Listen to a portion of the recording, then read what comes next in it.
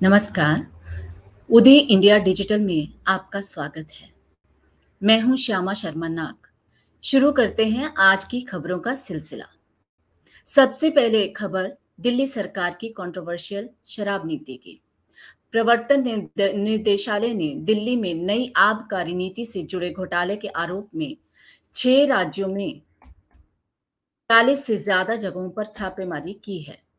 इन छापों से एक दिन पहले भाजपा ने स्टिंग ऑपरेशन का वीडियो जारी किया था, जिसमें दिल्ली के मुख्यमंत्री अरविंद केजरीवाल और उप मुख्यमंत्री मनीष सिसोदिया पर शराब कारोबारियों से पैसे लेने का आरोप है। इस स्टिंग ऑपरेशन के सामने आने के बाद ईडी ने छापेमारी शुरू की।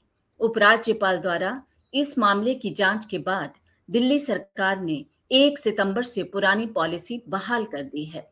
ईडी के छापे पर दिल्ली के डिप्टी सीएम मनीष सिसोदिया ने कहा है कि सीबीआई के छापे में कुछ नहीं निकला। अब ईडी के छापे में भी कुछ नहीं निकलेगा। और अब बात करते हैं बांग्लादेश की प्रधानमंत्री शेख हसीना के भारत दौरे की। प्रधानमंत्री मोदी ने आज शेख हसीना का राष्ट्रपति भवन के प्रांगण में स्वागत किया, जहां 3 सेनाओं की तरफ से उन्हें सलामी गारद पेश किया गया। हसीना ने पत्रकारों से कहा कि पीएम मोदी से उनकी चर्चा अपने अपने देशों में लोगों की स्थिति से सुधार लाना, गरीबी उन्मूलन और आर्थिक विकास पर केंद्रित रहेगी। हसीना ने कहा, हमारा मुख्य उद्देश्य अर्थव्यवस्था का विकास करना है और अपने लोगों की बुनियादी जरूरतों को पूरा करना है। दोस्ती के जरिए हम किसी भी समस्या का समाधान निकाल सकते हैं, इसलिए हम हमेशा ऐसा ही करते हैं। हसीना ने राजघाट पर महात्मा गांधी की समाधि पर पुष्पांजलि अर्पित की। बांग्लादेश के प्रधानमंत्री सोमवार दिल्ली दोपहर दोपहर को दिल्ली पहुंची। इसके बाद उन्होंने मंगलवार को प्रधानमंत्री मोदी के साथ द्विपक्षीय वार्ता में हिस्सा लिया। विदेश मंत्री एस जयशंकर ने सोमवार की शाम को ही हसीना से मुलाकात की थी। अडानी समूह के प्रमुख गौतम अडानी ने भी सोमवार शाम को बांग्लादेश प्रधानमंत्री से मुलाकात की थी। भारत आने के बाद शेख हसीना ने सोमवार की शाम निजामुद्दीन औलिया की दरगाह का भी दौरा किया था। बृहस्पतिवार को वह अजमेर शरीफ जाएंगी। बांग्लादेश अब दक्षिण एशिया में भारत का सबसे बड़ा व्यापार का भागीदार है। दोनों देशों के बीच पिछले 5 वर्षों में द्विपक्षीय व्यापार 9 अरब डॉलर से बढ़कर 18 अरब डॉलर हो गया है। और अब खबर कोरोना के टीके से जुड़ी। कोरोना से बचाव के लिए अब इंजेक्शन लेने की जरूरत नहीं है। भारत बायोटेक के इंट्रानेशनल कोविड-19 के वैक्सीन के इस्तेमाल की अनुमति सरकार ने दे दी है। केंद्रीय स्वास्थ्य मंत्री डॉक्टर मनसुख मंडाविया ने ये जानकारी दी है। ये कोरोना के लिए भारत का पहला नाक से लिया जाने वाला टीका होगा। उन्होंने कहा, नियामक ने 18 वर्ष और उससे अधिक उम्र के लोगों के प्राथमिक टीकाकरण के लिए आपातकालीन स्थितियों में प्रतिबंधित उपयोग के लिए टीके की मंजूरी दी है। नाक से लिया जाने वाला टीका कोविड-19 के खिलाफ भारत की लड़ाई को मजबूत करेगा। स्वास्थ्य मंत्री ने कहा कि भारत ने पीएम नरेंद्र मोदी के नेतृत्व में कोविड-19 के खिलाफ लड़ाई में अपने विज्ञान, अनुसंधान एवं विकास साधनों का उपयोग किया है। विज्ञान संचालित दृष्टिकोण और सबके प्रयास के साथ हम कोविड-19 को हरा देंगे। और अब बात भारत पाकिस्तान सीमा विवाद की। पाकिस्तान ने सीज फायर का उल्लंघन करते हुए भारतीय बॉर्डर पर फिर से फायरिंग की है। पाकिस्तानी रेंजर्स ने बॉर्डर पर बाड़ लगा रहे बीएसएफ के जवानों पर फायरिंग की, जिसका भारतीय जवानों ने भी मुंह तोड़ जवाब दिया। बीएसएफ ने बताया कि पाकिस्तानी रेंजर ने अरनिया सेक्टर में बीएसएफ की पेट्रोलिंग पार्टी पर यह फायरिंग की। हालांकि इनमें कोई भी जख्मी नहीं हुआ। इसके बाद भारतीय सुरक्षा बलों ने भी मुंह तोड़ जवाब दिया। बीएसएफ ने बताया कि भारत पाकिस्तान अंतरराष्ट्रीय बॉर्डर पर पाकिस्तान के रेंजर ने फायरिंग की। भारत पाकिस्तान सीमा पर पिछले दिनों है। 25 अगस्त को पाकिस्तान के एक घुसपैठियों ने सीमा में घुसने की कोशिश की थी। इन घुसपैठियों के पीछे पाकिस्तान फौज और रेंजर्स का हाथ होता है। वे जानते हैं कि बाढ़ लग जाने के बाद घुसपैठ होनी मुश्किल हो जाएगी, इसलिए वे सीमा पर बाढ़ बंदी के काम का विरोध कर रहे हैं। और अब बात हिजाब विवाद की। हिजाब विवाद पर सुनवाई करते हुए सुप्रीम कोर्ट ने साफ कह दिया है, पगड़ी और हिजाब बराबर नहीं है। पगड़ी धार्मिक नहीं है, इसकी तुलना हिजाब से नहीं की जा सकती। जस्टिस हेमंत गुप्ता और जस्टिस सुधांशु धूलिया की पीठ ने हिजाब के मामले में दिए गए कर्नाटक हाईकोर्ट के फैसले के खिलाफ दायर 23 याचिकाओं पर सुनवाई की है। कर्नाटक हाईकोर्ट ने 15 मार्च के बाद फैसले में राज्य के स्कूलों और कॉलेजों में मुस्लिम छात्राओं के हिजाब पहनने पर प्रतिबंध को बरकरार रखा था, जिसके खिलाफ सुप्रीम कोर्ट में याचिका डाली गई थी।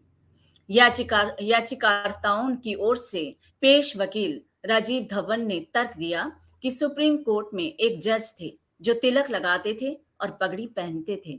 इस पर जस्टिस हेमंत गुप्ता ने कहा कि पगड़ी हिजाब के बराबर नहीं है, ये धार्मिक नहीं है, इसकी तुलना हिजाब से नहीं की जा सकती, ये शाही राज्यों में पहनी जाती है।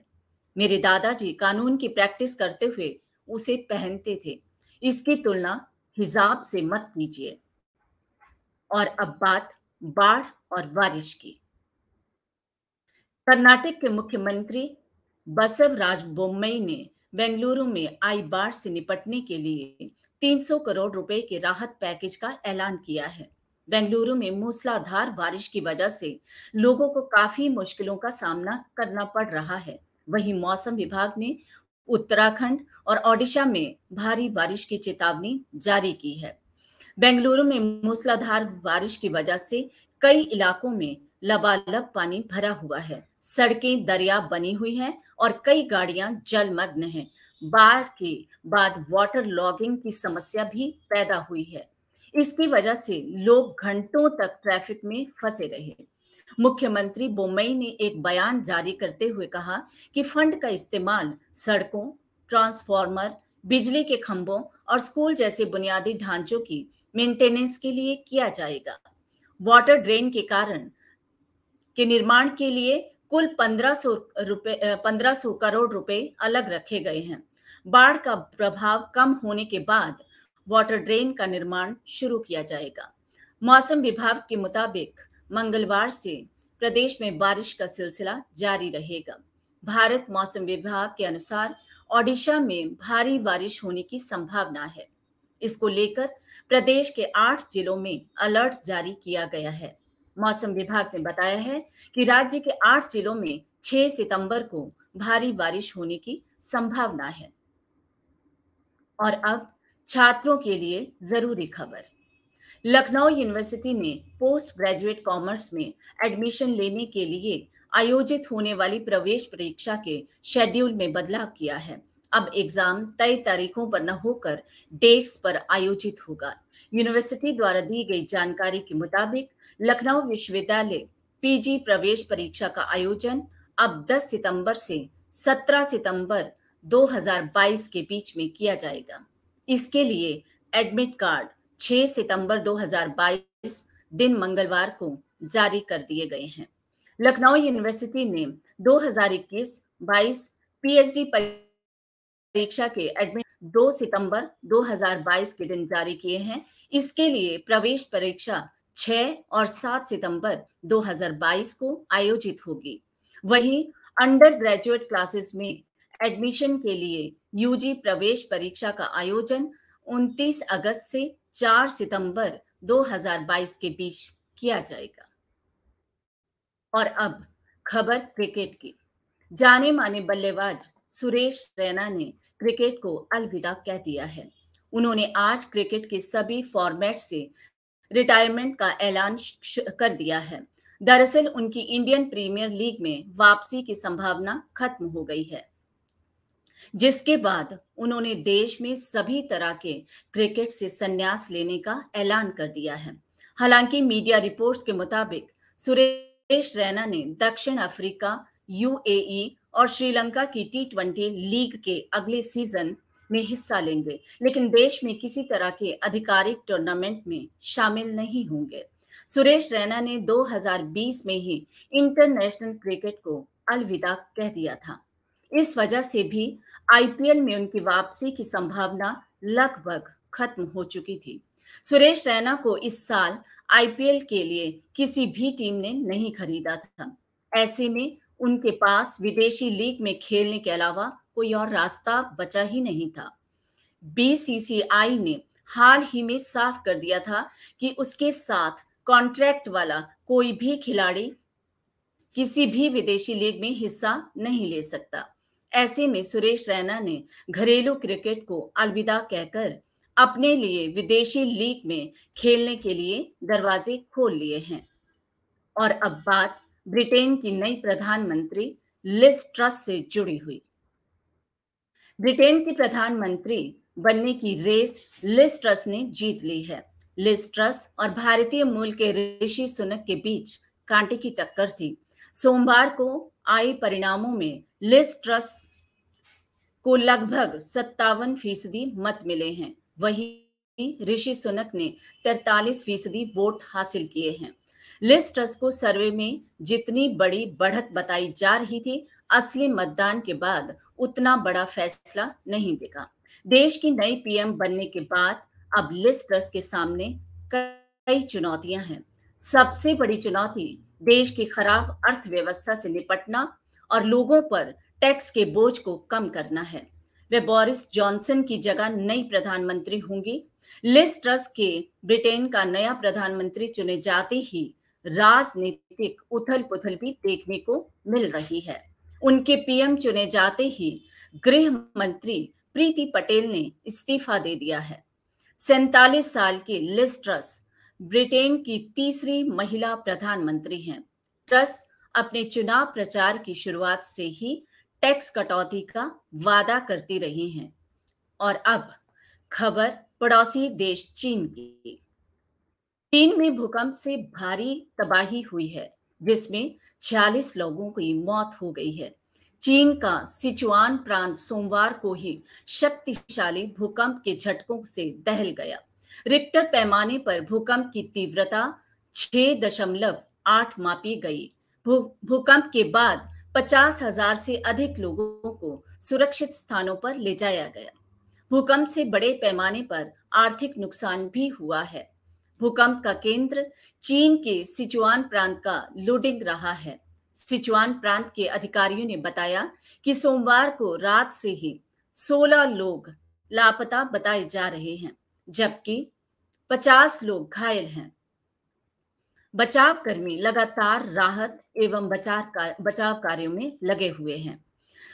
भूकंप की वजह से जमीन धंसने से कुछ सड़कें, आसपास के घरों को बुरी तरह से नुकसान हुआ है।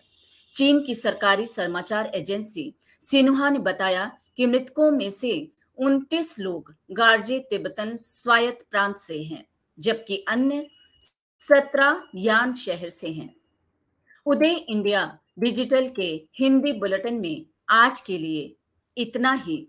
देश और दुनिया की खबरों से अपडेट रहने के लिए हमारा चैनल सब्सक्राइब करें और बेल आइकन जरूर दबाएं। जय हिंद।